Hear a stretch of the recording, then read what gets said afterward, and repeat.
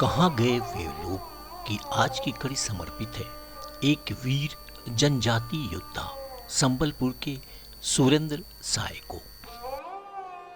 वीर सुरेंद्र साय 1857 के संग्राम में उड़ीसा के एक अमर सेनानी, जिनका जन्म 23 जनवरी 1809 को संबलपुर से लगभग 30 किलोमीटर दूर खिंडा गांव में धर्म सिंह और रेवती देवी के बड़े पुत्र के रूप में हुआ। वे संबलपुर में चौहान राजवंश के चौथे वंशज राजा मधुकर साई के प्रत्यक्ष उत्तराधिकारी थे। राजा महाराजा साई की 1827 में बिना किसी पुरुष उत्तराधिकारी के मृत्यु हो जाने के बाद देश की परंपरा के अनुसार संबलपुर की गद्दी राजवंश के किसी पुरुष सदस्य को ही दी जाती थी। इसलिए महाराजा साई की मृत्यु के बाद सिंहासन के लिए कई दावेदार हुए, जिनमें सुरेंद्र साई प्रमुख थे और संबलपुर क्षेत्र के प्रमुख आदिवासी जमींदारों द्वारा समर्थित भी थे।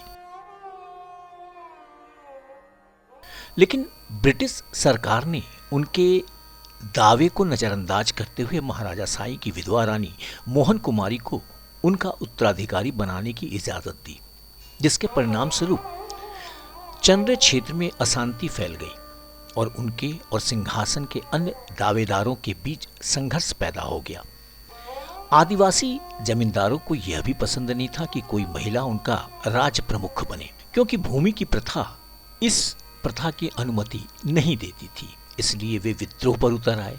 आगे की परेशानी को भांपते हुए ब्रिटिश अधिकारियों ने रानी मोहन कुमारी को हटाकर 1833 में सत्तारूढ़ चौहान वंश के एक अन्य सदस्य नारायण सिंह को सिंहासन पर बैठा दिया। एक बार फिर सुरेंद्र साई के दावे को नजरअंदाज कर दिया गया और उनके अपने दावे पर जोर देने के लिए शक्ति बल जुटाना शुरू कर दिया।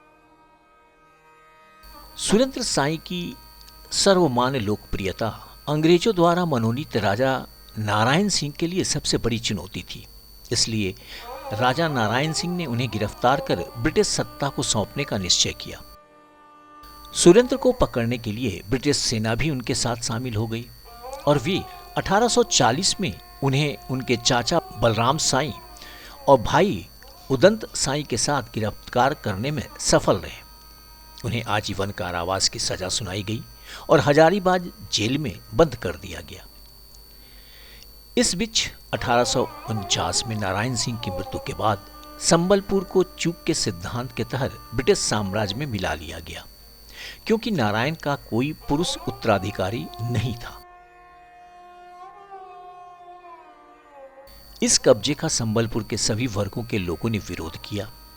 1850 और 1853 के अकाल में अंग्रेजों द्वारा भू राजस्व बढ़ाने से जनता और ज्यादा आक्रोशित हो गई थी।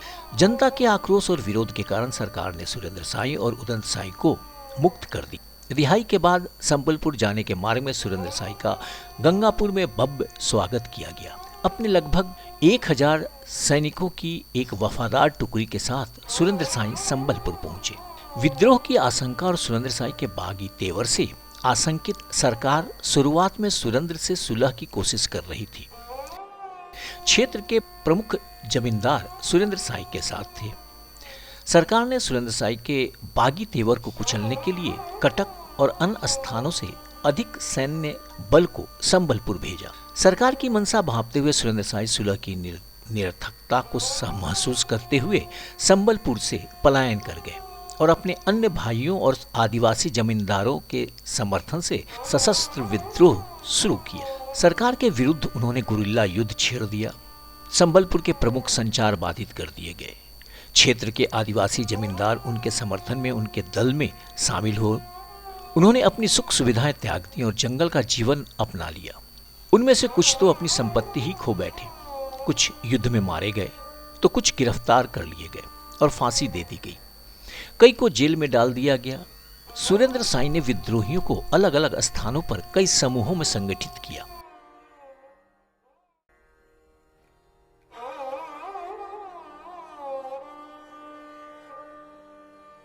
विद्रोहियों और सरकारी सेनाओं के बीच लड़ाई और झड़प में दोनों पक्षों को नुकसान उठाना पड़ा। इस बीच 1862 में मेजर इम्पे को संबलपुर का डिप्टी कमिश्नर नियुक्त किया गया। उन्होंने विद्रोहियों के साथ सुलह की नीति अपनाई, जिसके परिणाम स्वरूप वे कई विद्रोही नेताओं का आत्मसमर्पण कराने में सफल रहे। सुरेंद्र साई के साथ उनके ठिकानों पर जहां 1200 रुपए की मासिक पेंशन पर सहमति बनी, अन्य विद्रोही नेताओं और उनके परिवार के सदस्यों को उदार पेंशन देने की भी सहमति बनी। लेकिन मेजर इम्पे की मृत्यु के बाद परिदृश्य बदल गया, जिसके बाद 1864 में कैप्टन कंबरलेज उत्तराधिकारी बने। ब्रिटिश अधिकारियों का एक समूह ऐसा था जो अपराधी समझे जाने वाले विद्रोहियों के साथ सुलह की नीति से खुश नहीं था, इसलिए विद्रोह को शुरू से कुचलने के लिए दृढ़। उन्होंने सुरेंद्र साई और उनके साथियों को गिरफ्तार करने के लिए उपायुक्त पर दबाव डाला। इसके कैप्टन कंबल ने 23 जनवरी 1864 की आधी रात को खिंडा स्थित उनके घर में उन पर अचानक हमला कर दिया। उन्हें और उनके भाइयों को गिरफ्तार कर नागपुर जेल भेज दिया गया। यह निर्णय लिया गया कि उनके मामले और सुनवाई संबलपुर में नहीं बल्कि रायपुर की अदालत में की जाएगी। संबलपुर के उपायुक्त ने दोषियों के खिलाफ सबूत और मनगढ़ंत आरोप प्रस्तुत किए और एक नकली सुनवाई के बाद छत्तीसगढ़ के आयुक्त ने उन्हें जीवन भर के लिए निर्वासन की सजा सुनाई।